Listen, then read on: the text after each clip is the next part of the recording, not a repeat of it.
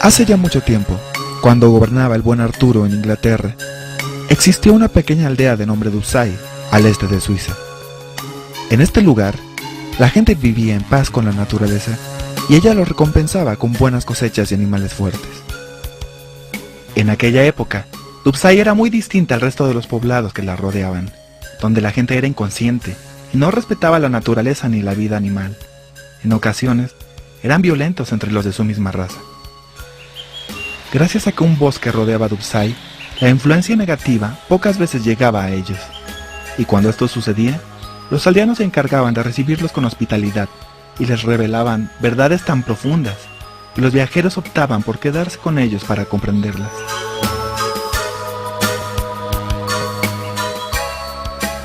Dentro del bosque, y junto al río que dotaba de agua Dubsay, se encontraba una vieja casa. En ella vivía un joven guerrero, del cual poco se sabía. Ocasionalmente se le veía cuando salía a cazar, y gracias a él existía un puente que comunicaba Dubsay con el bosque. Sin embargo, jamás lo había cruzado. Un día, una horda de bárbaros se acercó a la aldea con la intención de saquear las riquezas que se rumoraban eran inmensas y que eran la razón por la cual los viajeros no regresaban. Cuando intentaban cruzar el puente, el joven guerrero les salió al paso, advirtiéndoles que si se acercaban más lo lamentarían. Los bárbaros no pudieron evitar la burla y trataron de atacarlo, sin resultado. Lo único que vieron y oyeron los aldeanos fue que un gran trueno hizo que los pájaros volaran y el río se agitara, ahuyentando a los bárbaros, como si hubieran visto una clase de demonio. Tan pronto como apareció el joven, este desapareció, y los aldeanos no tuvieron la oportunidad de agradecerle. Solamente el sabio, el viejo Sayed, decidió ir a buscarlo. Lo encontró cortando madera fuera de su casa. No era alto, pero sí muy fuerte, y su semblante era duro. Cuando el sabio se acercó al joven, este le preguntó sin mirarlo: «¿Qué es lo que buscas, anciano? Aquí no hay nada que te interese». El anciano, complacido por la respuesta del joven, respondió: «Claro que lo hay. Estás tú. Vengo a agradecerte por salvar a la aldea y a pedirte un favor». El joven extrañado volvió a verlo, lo examinó de pies a cabeza y luego le dijo: «¿Qué clase de favor?». El anciano se sentó al pie de un árbol y sacando un extraño cubo de madera le contestó: «Existe un pequeño tesoro en la cueva de Dain, el cual está custodiado por un gran dragón rojo. Se dice que quien venza al dragón y recupere el tesoro obtendrá lo que desea». Al escuchar esto, el joven se acercó al anciano y le comentó: «¿Es verdad eso que me dices? ¿Lo que yo deseo obtendré?». El sabio respondió: «Sí, es tan cierto como que el sol sale cada mañana. ¿Lo harás?». El joven pensó un poco. Después de unos minutos, le dio la mano al anciano y le respondió emocionado: «Acepto. ¿Cuándo y hacia dónde parto?». El anciano, contento por la decisión del joven, le dijo: «En este momento y hacia el norte, pero antes, ten este cubo de madera. Es el cubo de la armonía, y es parte del secreto de la vida en Dubsay. Ah, y toma este consejo. Aquel hombre que se reconozca a sí mismo y a su ignorancia podrá comprender al gran dragón rojo». Extrañado ante las últimas palabras del anciano, el joven tomó el cubo, su alforja y sus armas. Le dio las gracias y partió rumbo al norte. Días después, y tras haber vivido grandes aventuras, como aquella en la que salvó la vida de un caballero, o la del río de los espíritus, en donde por primera vez conoció el miedo, el joven guerrero llegó a la cueva de Dain. Aún desde afuera se podía escuchar la respiración del dragón. Optó por entrar solo con su arco y sus flechas, dejando su alforja y el cubo de la armonía en la entrada de la cueva. Pero antes de entrar, prendió fuego a una de las flechas para que le sirviera de antorcha. Conforme avanzaba al interior de la cueva, la flecha se iba apagando hasta que ya no veía más allá de su nariz. El joven se detuvo. La respiración de la bestia inundaba la cueva y no podía orientarse. Comenzó a sentirse desesperado, frustrado, no sabía qué hacer y eso le dio mucho miedo. Como pudo, regresó a la entrada de la cueva. Se sentó junto a su alforja y echó a llorar. Miró el cubo, lo tomó entre sus manos. Rezándole a la divinidad, pidió fuerzas para guiarse. Entre lágrimas, alcanzó a ver que el cubo comenzaba a brillar. Una luz llenaba al joven. En una de las caras se alcanzaba a ver una inscripción en rúnico, y en la otra, la figura de un corazón. Al tocar el centro del corazón, una espiral que crecía en el sentido de las manecillas del reloj apareció. Varias imágenes golpearon la mente del joven. Vio a sus padres, los cuales habían muerto cuando él era pequeño, a manos de los bárbaros, antepasados de los que él había detenido en Dubsai.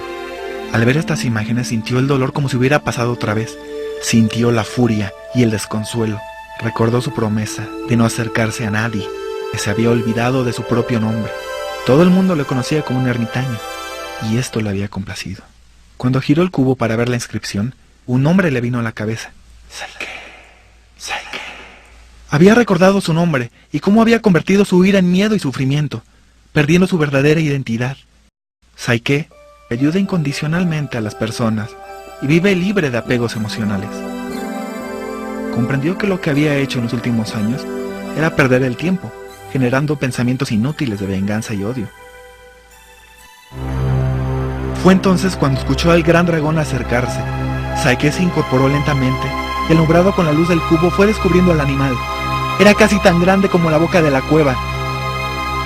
Cuando salió batiendo sus alas, el joven guerrero voló varios metros. Saike lo miró de lejos. Era imponente, daba pavor, exudaba crueldad y odio. El dragón lo olió y volvió al lugar en donde estaba. Saike quiso correr, pero sus piernas no le respondieron. Solo atinó a tomar el cubo con fuerza, y en ese momento recordó las palabras del sabio Sayeo. Aquel hombre que se reconozca a sí mismo y a su ignorancia podrá comprender al gran dragón rojo. El guerrero comenzó a sentir de nuevo sus piernas, y controlando su miedo y todos sus sentimientos negativos comenzó a avanzar hacia el dragón. A medida que avanzaba, vio cómo comenzaba a cambiar de color y a hacerse más pequeño. Al ver esto, Saike comprendió que en realidad el dragón no era malo. Solo era el reflejo de las emociones de las personas que lo veían. Era el guardián del tesoro más grande de todos, la verdad y la armonía. Saike le dijo al dragón: «Dragón, guardián del tesoro, comprendo que he sido una persona necia, soberbia e ignorante, pero al buscar tu tesoro me encontré a mí mismo. Solamente te pido que me contestes, ¿dónde está la verdad?» El dragón lo observó. Ahora su color era blanco, y su tamaño el de la palma de su mano. Voló hasta la altura de sus ojos, y le dijo: La verdad está en tu interior. En un instante, comenzó a brillar tan fuerte que se transformó en un haz de luz, el cual se acercó al cubo, y se metió en él, dejando en una de las caras la figura del dragón, y haciendo resplandecer la inscripción rúnica. Al verla, Saike comprendió lo que decía: el camino a la conciencia está en ti. Nunca abandones a tu corazón. Ten el valor de dejarte guiar por tu maestro interno.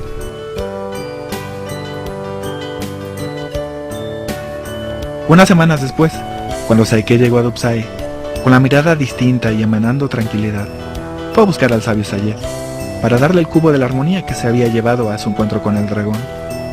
El anciano no quiso aceptarlo.